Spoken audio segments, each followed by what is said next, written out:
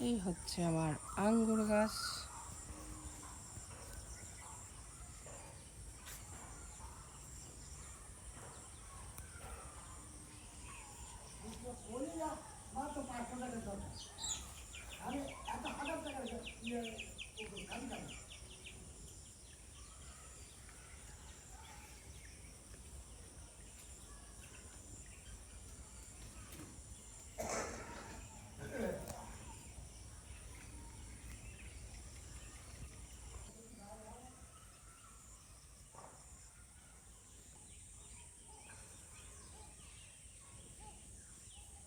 এই হচ্ছে আমার আঙ্গুর গাছের ফুল। এটা হচ্ছে আঙ্গুরের ফল।